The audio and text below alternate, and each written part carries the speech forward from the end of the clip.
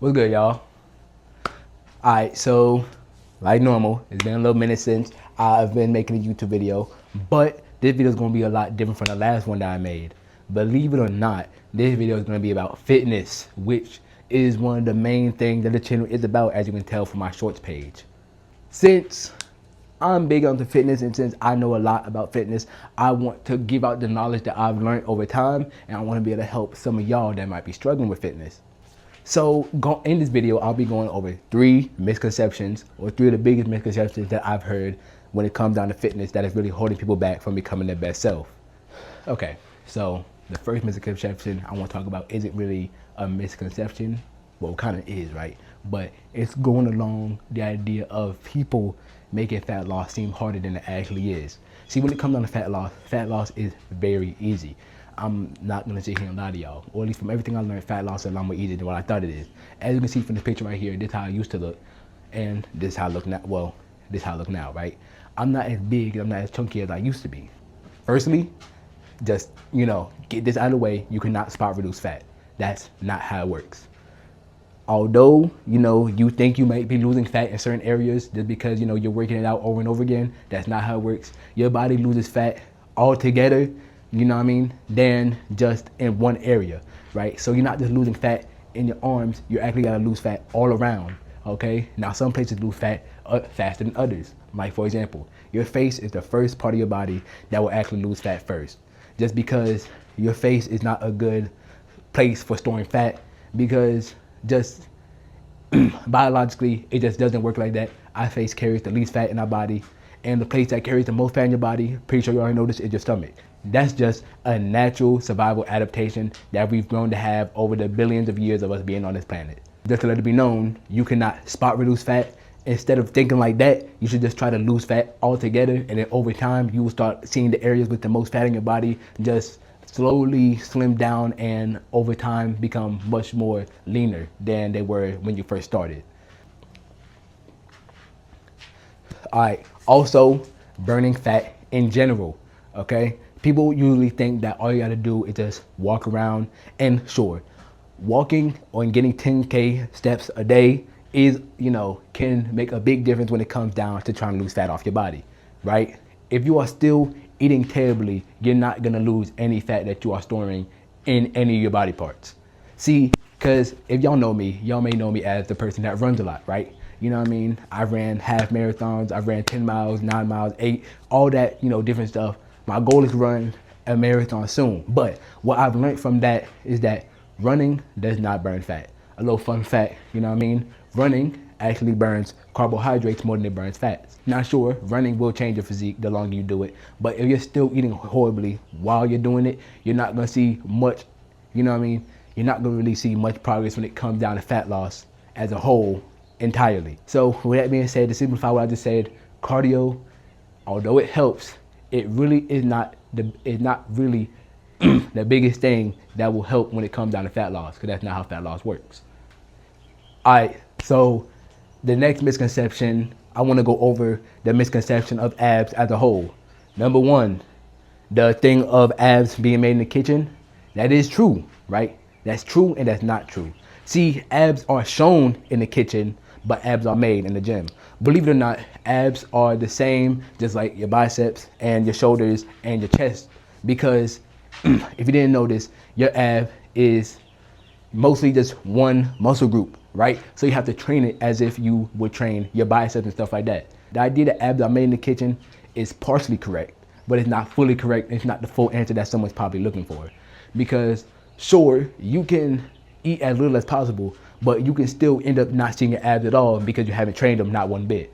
See, me, I've learned that over time that the more I train my abs, the much more visible and the much more better they are being seen. The other thing when it comes down to abs is when it comes down to training them. I'm gonna tell y'all this.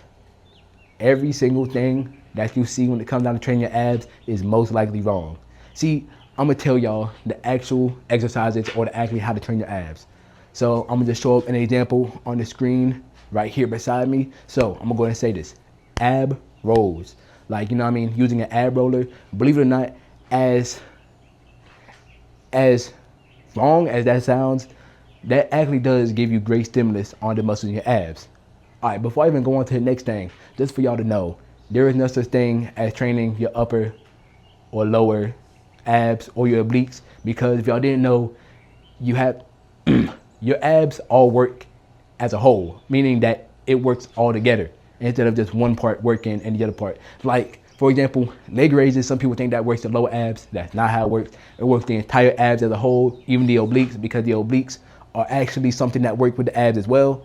So, a little fun fact, you don't really need to train obliques as long as you learn to train your abs all together as a whole. Now, to go on with what I said, the ab roll is good, but then the other exercise that also is great for the abs, if you have machinery, right? Like if you have access to a cable machine, is the ab crunch, like the cable ab crunch. Yeah, if you have access to the machinery, a cable machine, then you should be able to access one of the best ab exercises that there are out there, the cable ab crunch.